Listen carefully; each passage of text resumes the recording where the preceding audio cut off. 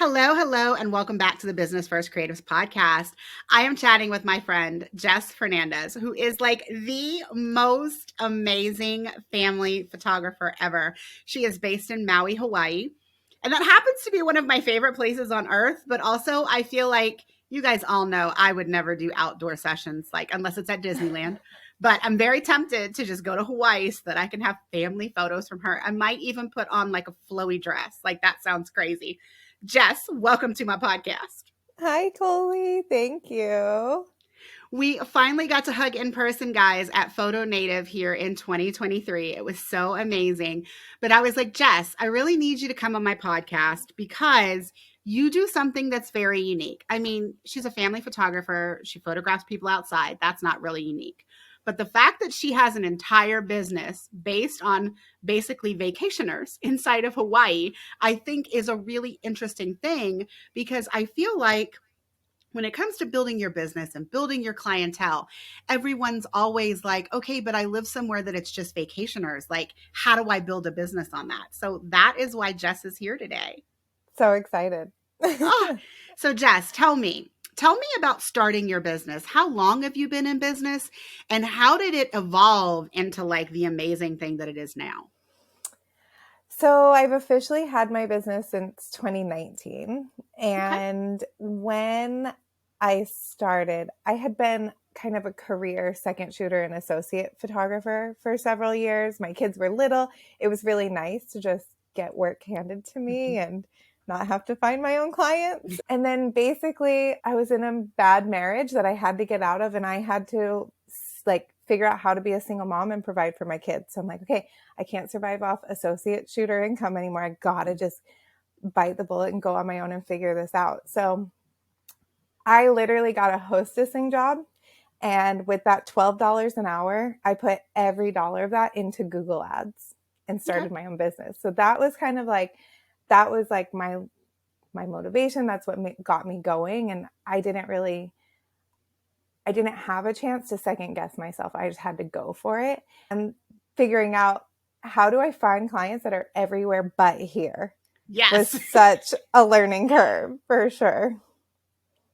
Jess, I did not know that you built your business on Google Ads. Like, okay, we're going to just take a side step because that's not where I thought this conversation was going.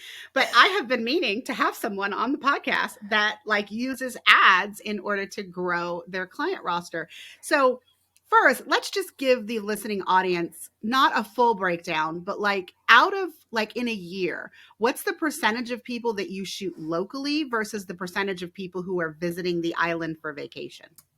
So I'm going to sound insane, but last year I photographed 429 families in a year. One of them lives on the island. Like outside of like my friends, but of people who go online, find me and book me, one out of them lived on the island. One. Mm-hmm. Guys, I wish you could see my face. So this is one of those things where I told you guys I stopped sending people questions because I wanted the conversation to be very natural. But like, you should see my face. I'm like, one. First of all, 429, Jess. My God. But also, I mean, I don't really get the impression of that many sessions and I'm sure you're not sharing every single session on your social media and all that jazz. But okay, so you definitely do not lack for clients. That is amazing. Yeah. And I'm sure we'll dive into this, but just like my session structure and pricing, and it's been a slow evolution. But from when I started, I was offering all like mini sessions all year round. So not all of those 429 were like full sessions. Mm-hmm. Sometimes I do like 4 or 5 mini sessions in a morning once a week or something. But I didn't want anyone to freak out and be like, oh my gosh, 429 hour-long session. Well, I mean, also, we have to think about where you live. I mean, people are not wanting like that really long session when they come to you. They're on the island for vacation and they basically just want like photos to remember that they were there and get a little sliver of like the beautiful beaches and the backgrounds in their photos. So, I mean, I totally get it. But Okay, let's talk about Google Ads because you put all of your money into your Google Ads. How long was it before you started seeing a steady stream of leads? Not necessarily booked clients, but like leads. 3 months, Okay. really. So I kind of started my Google Ads account in April. I was on YouTube constantly teaching myself. I did it all myself. But I will say Google Ads is definitely a very specific type of customer. Yes. Like, they're not my ideal customer by any means. They're price shopping and it's not a dream client, really. They're Okay. not looking for like my art necessarily. They're shopping and they're picking maybe the first thing that comes up. It's the easiest, whatever.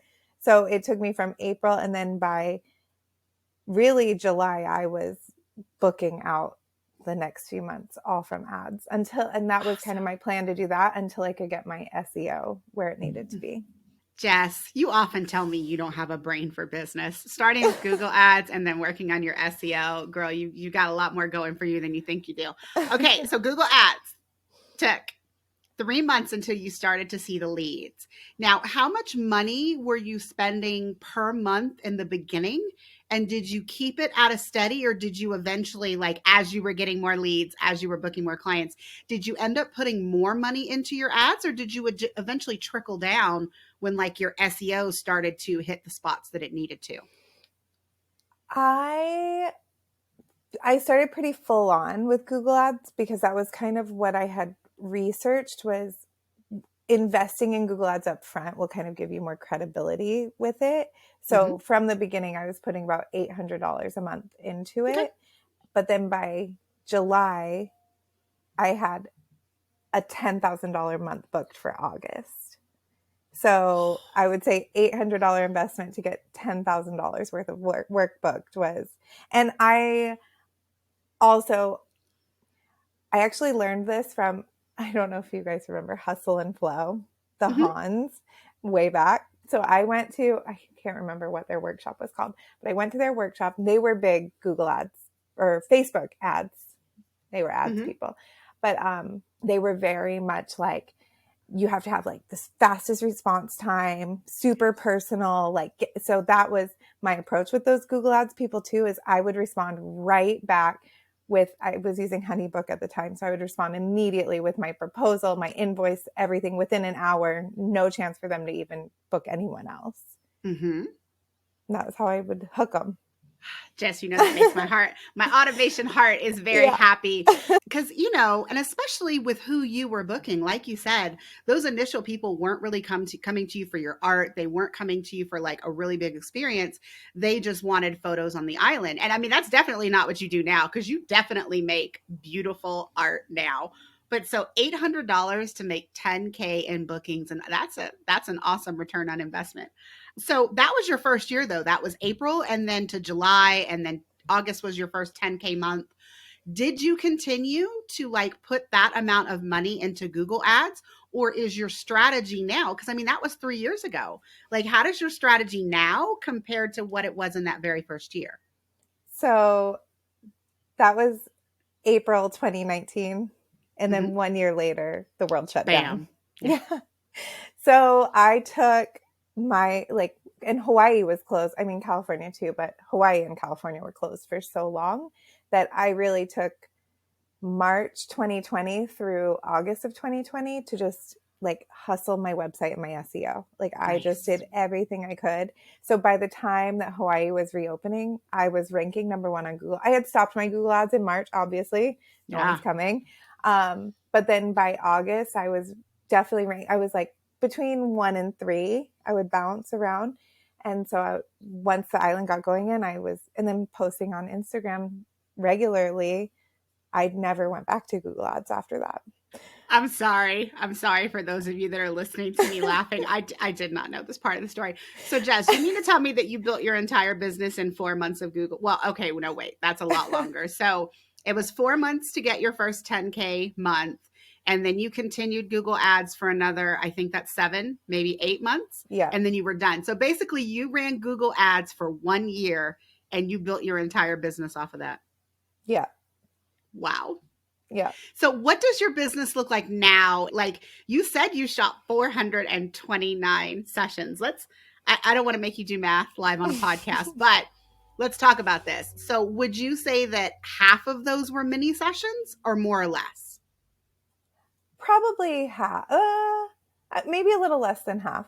Okay. And I was also priced at a point where the mini session really wasn't like my mini session was like $300, but you could get a full session for 500 was Okay. kind of where my pricing structure was at the time. So yeah, if you just want one picture on the beach, fine, book a mini session. But I was And it's trying still to going to like, be $300. yeah. And I eventually had gotten, I did the mini sessions for $295 and I would only book them back to back with others. Like I had all these disclaimers, like they had to be flexible on their date. I'd bunch them up. And then they would only get, and then eventually I shifted to the $300, but then they had to buy more photos. Okay. And I tried IPS and shoot proof and tried all these, I've tried it all. Okay. So where are you at now? What is your pricing structure now? Like mini sessions, full sessions, all inclusive, IPS, upgrading your collections. Where are you at, girl? So I do no more mini sessions. My shortest session is an hour. I'm $1,100 starting. So I have a $1,100 session or a $1,600 session. I only include web size images. I'm not giving full res.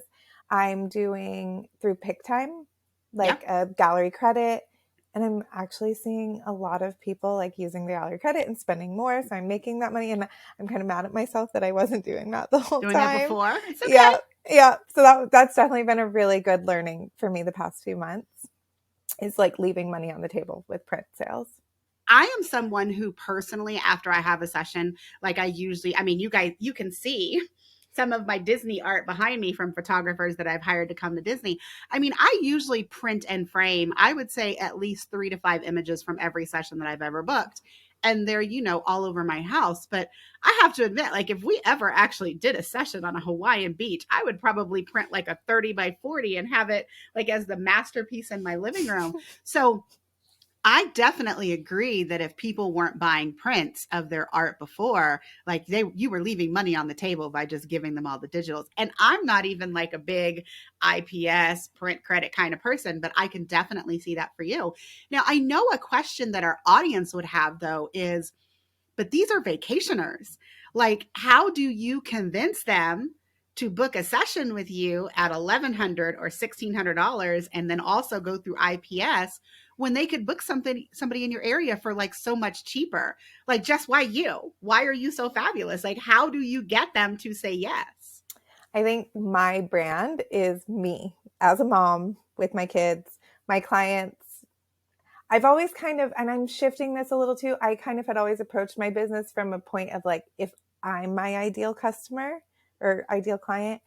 And now I'm shifting a little more. Like, I think that my ideal client is actually like a lot wealthier and bougier than me.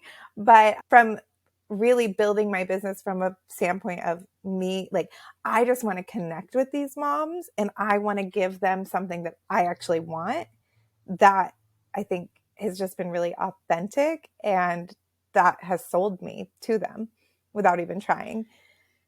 Because I mean, let's talk about a Hawaiian vacation. Like if I was going to sit down and plan a Hawaiian vacation right now, things are much different than when I was on the islands last. I haven't been to Hawaii since I turned 30.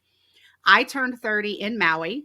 My husband turned 30 on Oahu, and we went to Kauai before we went to those 2 islands. So we did like an entire 10 days of island hopping when we turned 30. It was a big thing for us. We were starting fertility treatments. We actually bought a house while we were in Hawaii. Like we bought our first townhouse here. It was, they were closing while we were in Hawaii. So, I mean, it was a big time for us. And although we thought we would get back to Hawaii, we haven't yet. But like, I know how much money I spent in, what was that, 2009? I mean, it's 2023 now. Like things are so much more expensive. And so even though we're like, well, wow, $1,100 or $1,600 for a session fee, like for the people that you're targeting, that's probably a drop in the hat compared to what they're spending on their overall vacation, because flights to Hawaii are very expensive. Even Airbnbs. I mean, when we went, it was VBRO. Do you remember that? Oh, like yeah. That's what we stayed at when we were on the island, except for Oahu, we stayed in a hotel. But I mean, even if you are, I don't want to say penny pinching, but like if you're doing a moderate vacation to Hawaii right now, I'm sure most families are spending 4, 5, 6 grand to get to the island. And so I would just see your $1,100, $1,600 photography as an extension, as like just, you just add it into all of the other money that you're spending for this vacation. Let me ask you about repeat clients. Have you had any repeat clients, Jess? I get a lot. Yeah. And referrals too.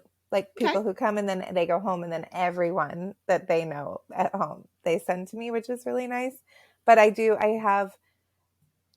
would probably say 20% of my business is repeat clients who come every year, and they have stuck with me. I had a session last week.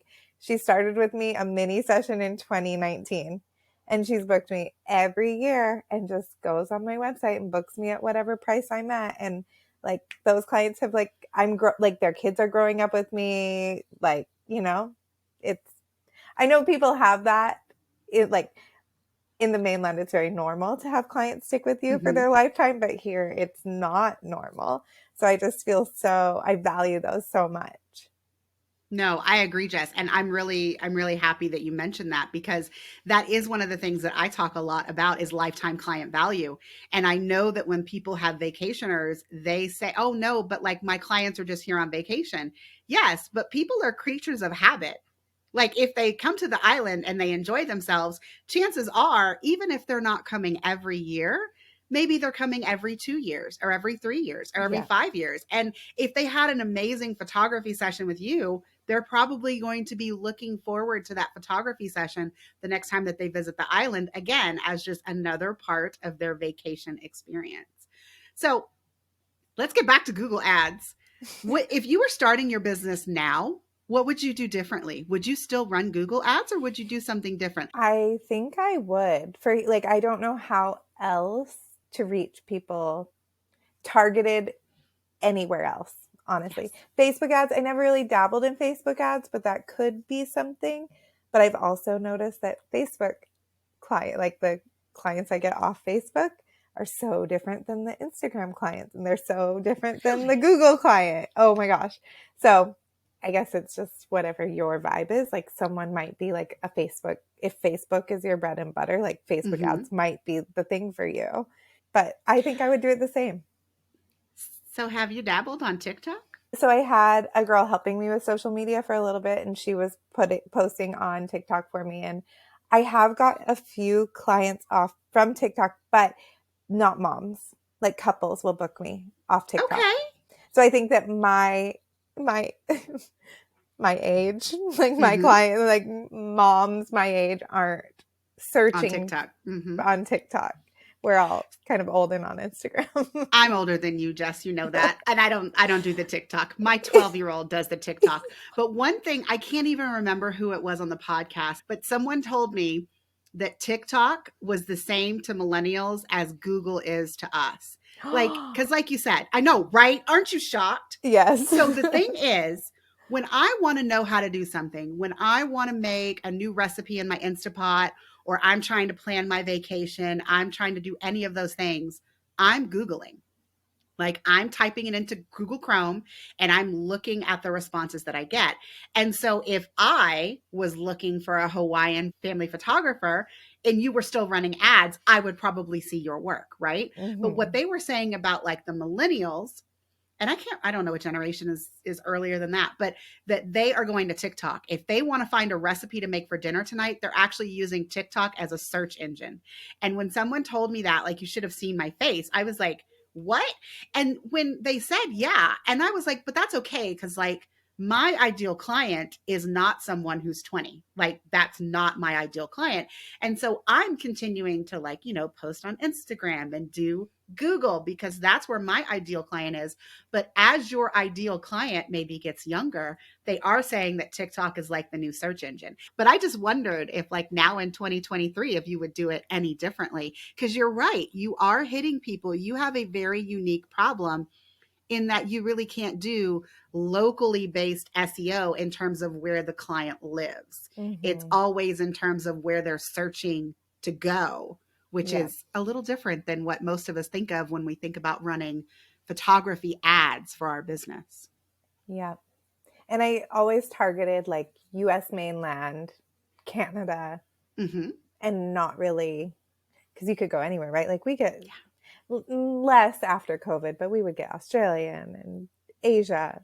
So I mainly just focus on US mainland. That's the whole US mainland is my target market. Well, and then it's specifically showing it to people who are Googling things like, okay, let's think about your AdWords. I mean, it was a long time ago, Jess. If you can't remember, I will totally forgive you.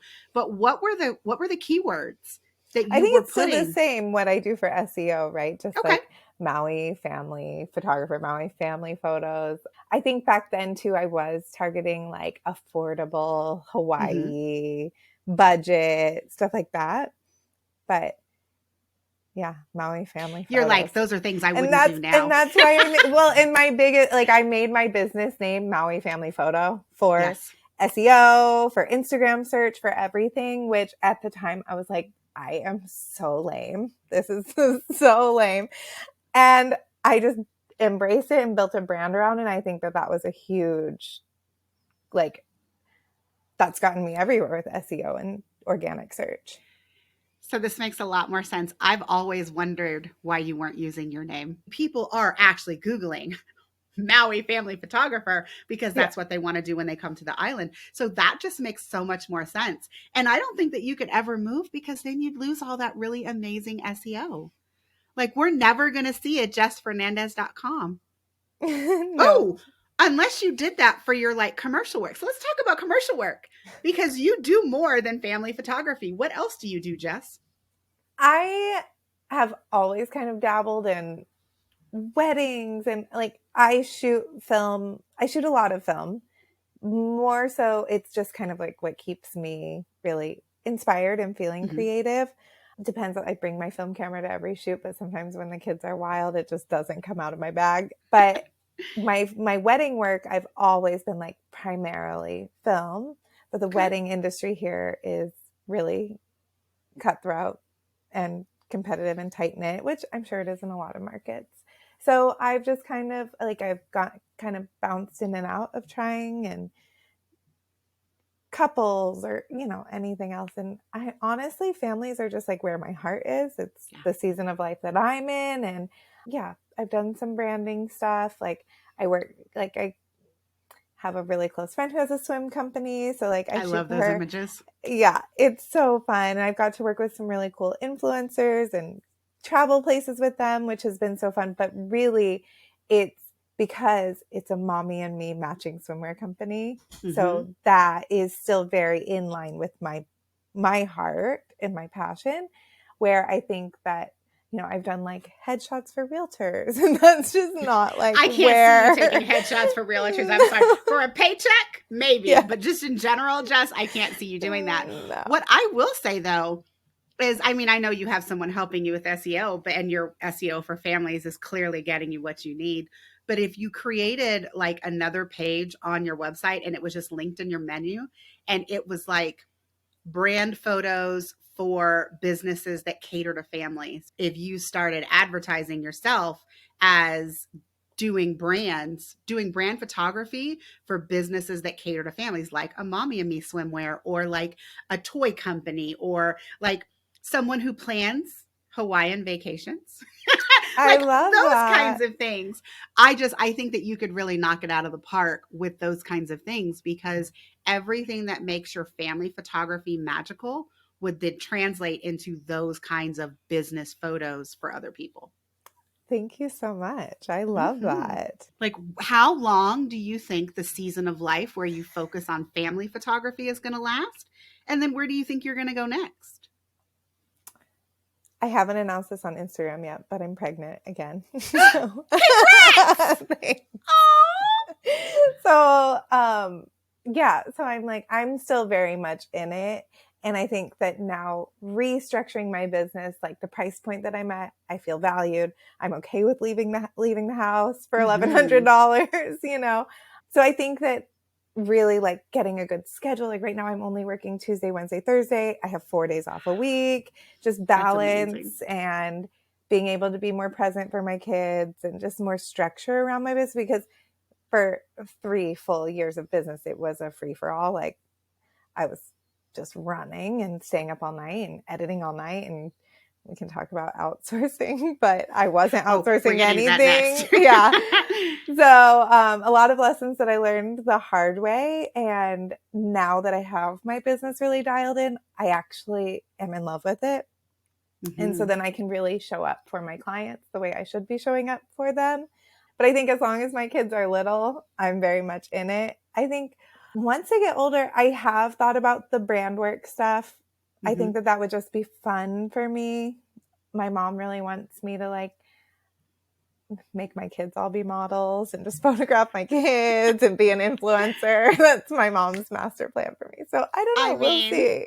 The first time that I did a session for the dental company, we had models and they came in. And when I was done the next day, I was like, okay, I mean, I did a great job. Don't get me wrong. I shot everything that you guys, I was like, but there's some things missing. I was like, can someone go back to the same practice and open it for me? And I need another hour.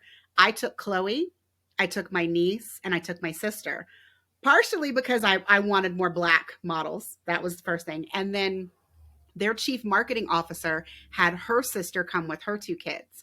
So then I got like some of the things that I wasn't able to get in the chaos. Cause I mean, the day before we had like, I mean, adults and kids, probably 20 models. Like it was a lot. And I was just like, there were certain things that like I can see now that in a calmer environment, I would have been able to get. And the funny thing is, those are the ones that ended up being like the billboard shots on the website, like the above the fold, that kind of thing. Wow. So I was really glad that we went back. But I'm telling you this because I think it's funny. Like if I could just run around and photograph a bunch of stuff and have Colie model, that would be great. But now she's 12 and she has an attitude problem. So Jess, your time is limited. That's my point of bringing this up. All right, let's talk about outsourcing. Jess, you are the first person on this podcast to talk about outsourcing your IPS. How long have you been doing it? About 6 months. Okay. And it's working for you. It's working. It's definitely been a learning curve for my clients. Okay. People aren't used to it really here, like especially when you're price shopping. Like I'm one of the only ones doing it. So I've had a couple of sales calls where the client is a little like appalled that they don't get their high-res digital. So it's definitely a learning curve. And I just launched my new website and branding. So we talked about that at Photo Native. Oh, I'm so excited about it. I haven't even put it on Instagram yet, but we just launched it this weekend, like made it live. So I do need to kind of like work on that a little bit of like educating my clients more about prints in my website. And then it'll also like, translate over to Instagram as well. I'm printing more photos in my own home, and we just got a really beautiful album of a recent session we had so that I can like make content of my kids with our prints. But I think that just me putting it out there will organically educate my clients on the value. But that's where I'm at with print sales. Jess, you know where I'm going to go. We're going to work on those CRM emails, because I feel like that's probably where else you're lacking is after they book, but before the session, at least 1 or 2 emails where you're showing products. And then after the session, when they're still in like the session glow, but before you give them the actual images, I would have another email highlighting your products, detailing how the sales call is going to go, all that good stuff. Because education, like you said, like education is key. And as long as you're keeping it front of mind, how everything is going to work, it's more likely that your clients are going to be into it and they're going to see it as like a value added thing. Because I think that's where a lot of people miss the mark. People are like, oh, I don't want to do IPS. I don't want to do sales. Like I just want to give them their images. But you helping them decide what to print and putting it on their wall is a value-driven activity. Like, so many people wish that they had been forced to like print their images, because I mean, sessions are great and I'm always happy when I get my images back. But like when I print my images and they're on my walls and like, you know, I walk by them every day, they give me like a little glow. It reminds me that it's time to go to Disney. I mean, Yes. Yes. I recently went to a workshop with Naomi Hopkins. She's amazing. But she said that from the very first time that she talks to her client, like potential clients from inquiry, she's like, okay, where in your home are you envisioning these pictures? And I'm like, what? Mind blown moment. Mm-hmm. Like, so you're planting the seeds from the beginning of these are so much more than going on your Instagram. Yes. And I'm not even sure that it's a planting the seed kind of thing, because have you ever done one of those ideal client avatar activities? Yes. It's funny. What I've always told everyone who forced me to do one was that my clients have nothing in common except the fact that they love photos on the walls. Like literally, not jobs, not kids, not where people vacation, not sports that their kids play. I mean, I have a very like wide gamut of people who hire me. But the one thing that every single person, with the exception of 2 clients in 10 years, had in common is that my clients have photos all over their walls. And I'm not talking about professional clients. I'm talking about like pictures that they took on their cell phone. Like they like to print and see their photos.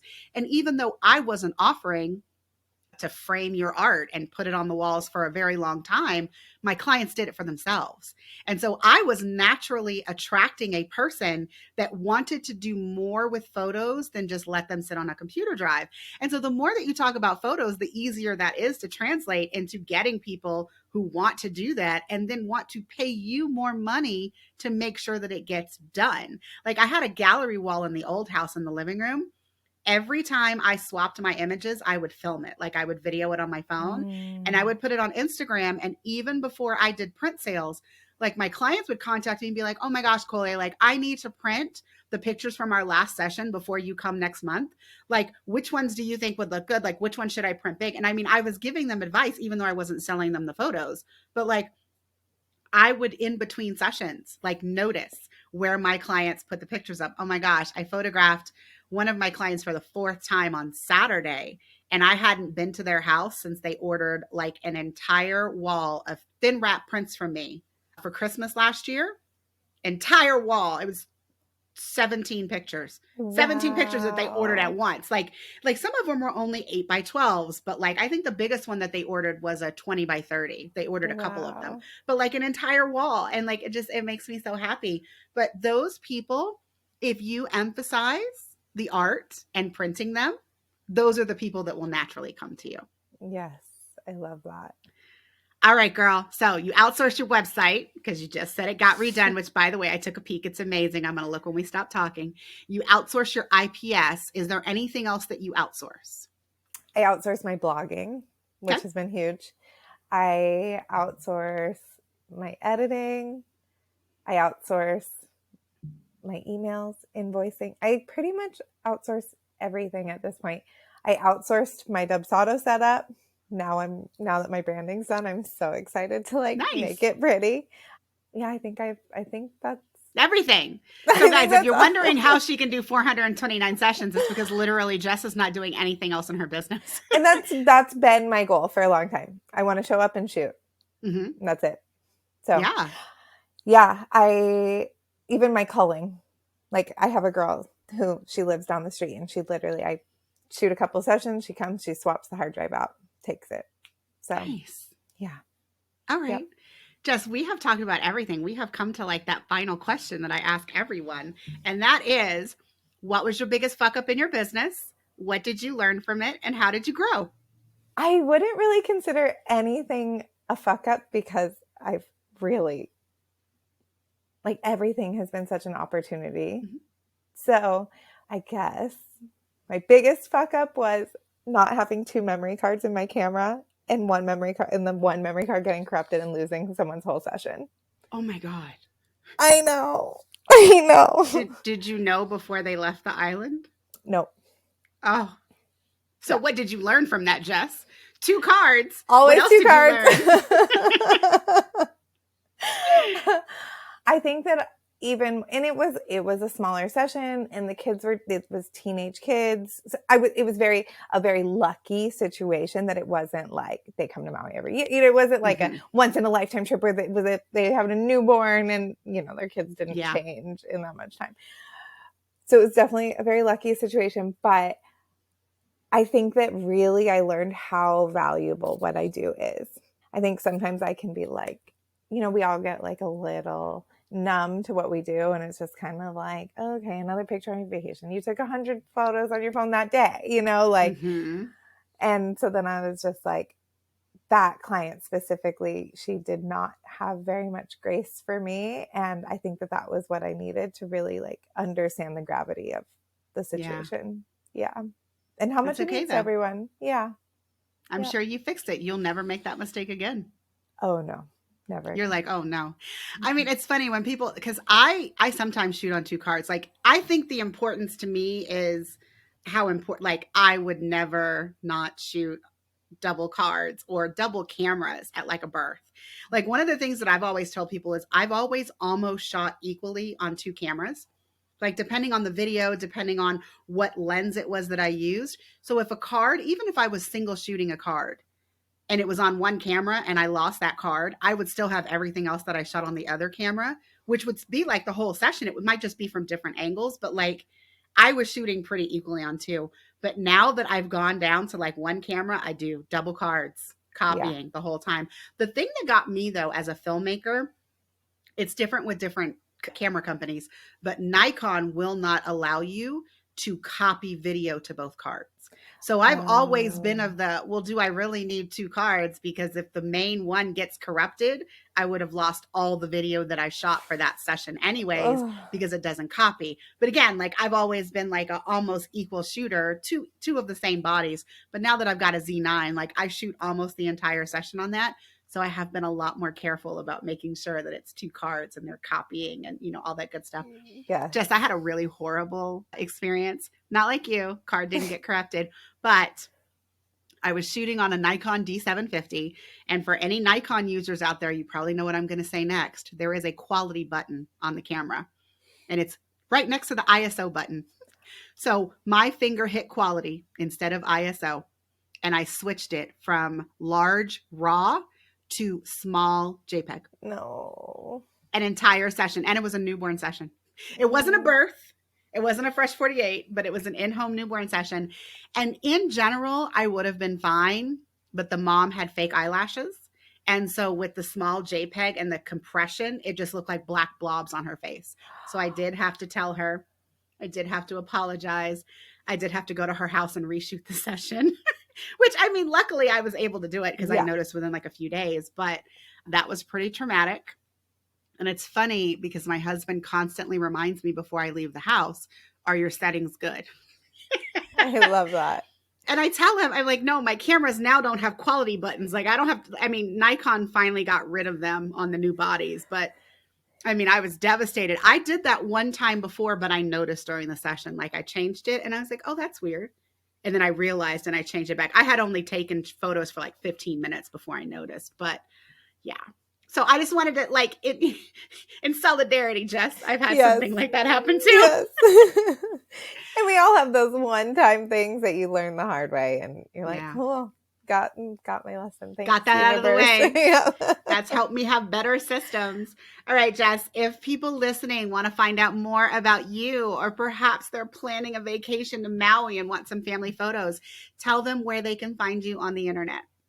Instagram at Maui Family Photo, and my website's just mauifamily.photography. Jess, thank you so much for sharing all of your insights on the podcast. This was a really good episode. It was so fun. You're the best. All right, everyone. That's it for this episode. See you next time.